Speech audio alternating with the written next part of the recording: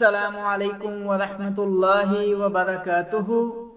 Professor محمد وقار جابر ملک کے مشہور اور مایہ ناز ماہر ارضیات تھے۔ پورا ملک ان کی تلاش کی ہوئی چیزوں کی وجہ سے مشہور تھا۔ کھدائی کے دوران انہوں نے بہت سی چیزیں دریافت کی تھی۔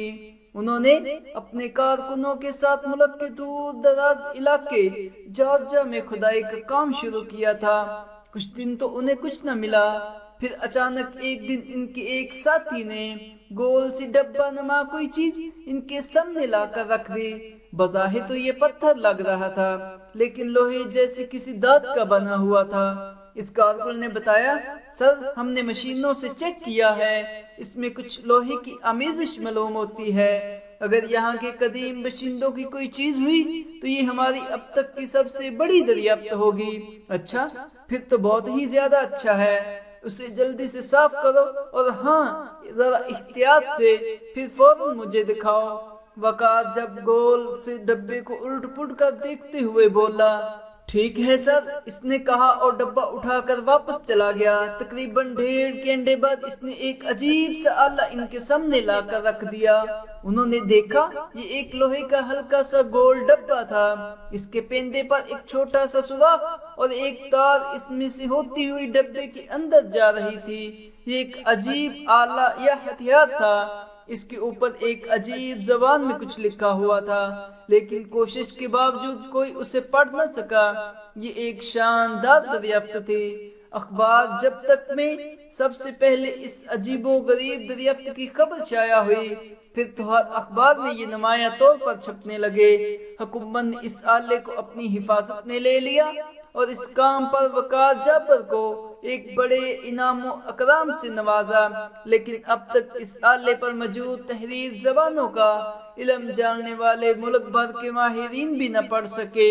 اگر یہ آلہ جارجیا کے قدیم لوگوں کی کوئی چیز ہوئی تو یہ جلد ہی پوری دنیا میں مشہور ہو جائے گی، کیونکہ جارجیا کے قدیم باشندے علم و حکمت کی وجہ سے دنیا میں مشہور تھے۔ اب یہ نسل ختم ہو چکی ہے، لیکن ان کی پرانی چیزوں کے اثار پائے جاتے تھے جو پوری دنیا میں ہر چیز سے قیمتی سمجھے جاتے تھے۔ اب آلے پر موجود تحریر پڑھنے کے لیے دنیا کی قدیم زبانوں کا علم جاننے والے سب سے ماہر جانسن پٹیل کو سمندر پار سے یہ تحریر پڑھنے کے لیے بلایا گیا تھا۔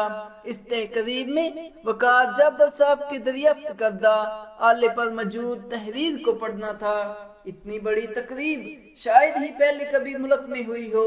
ہر طرف روشنی ہی روشنی تھی۔ پورے ملک سے لوگ اس تقریب میں شرکت کے لیے امٹ آئے تھے۔ یہ تقریب حکومت کی طرف سے تھی۔ ایک طرف بہت بڑا اسٹیج تھا۔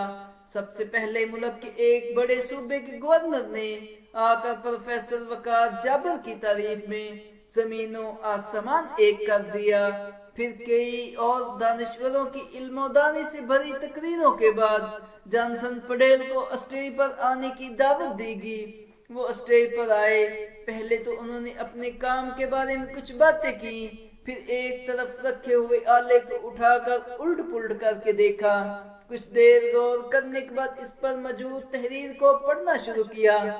جانسن پٹیل نے تحریر پڑھتے ہوئے بتایا، اس پر لکھا ہوا ہے کہ اس خالی ڈبے کو کچرے کی بالٹی میں پھینکیں، خود کو اور اپنے ملک کو صاف ستھرا رکھیں۔ اس کا مطلب یہ ہے کہ اب سے ہزاروں سال پہلے بھی یہاں مہذب قومیں آباد تھیں جنہیں اپنے وطن سے پیار تھا۔ جزاک اللہ۔